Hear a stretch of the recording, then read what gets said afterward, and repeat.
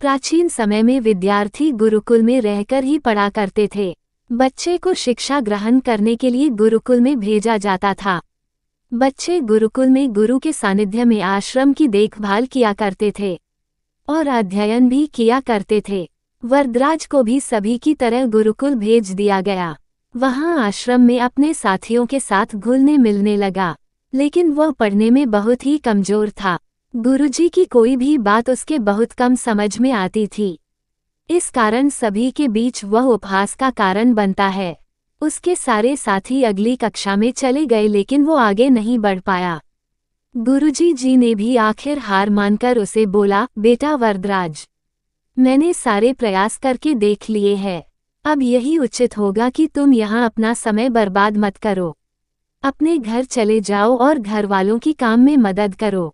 वरदराज ने भी सोचा कि शायद विद्या मेरी किस्मत में नहीं है, और भारी मन से गुरुकुल से घर के लिए निकल गया। दोपहर का समय था। रास्ते में उसे प्यास लगने लगी। इधर उधर देखने पर उसने पाया कि थोड़ी दूर पर ही कुछ महिलाएं कुएं से पानी भर रही थी। वो कुएं के पास गया। वहां पत्थरों पर रस्सी के आने जाने से निशान बने हुए थे, तो उसने महिलाओं से पूछा, ये निशान आपने कैसे बनाए? तो एक महिला ने जवाब दिया, बेटी, ये निशान हमने नहीं बनाए। ये तो पानी खींचते समय इस कोमल रस्सी के बार बार आने जाने से ठोस पत्थर पर भी ऐसे निशान बन गए हैं। वरदराज सोच में पड़ गया। उसने विचार किया कि जब एक कोमल से रस्सी के बार बार आने जाने से एक ठोस पत्थर पर गहरे निशान बन सकते हैं, तो निरंतर अभ्यास से मैं विद्या ग्रहण क्यों नहीं कर सकता।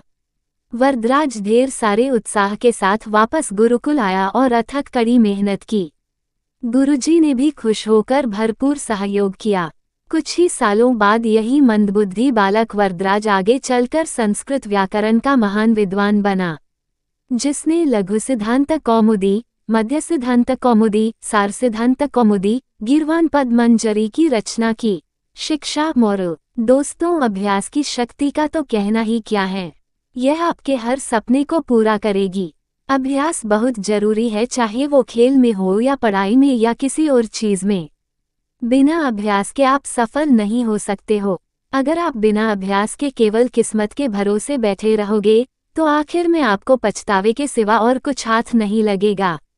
इसलिए अभ्यास के साथ धैर्य, परिश्रम और लगन रखकर आप अपनी मंजिल को पाने के लिए जुट जाए।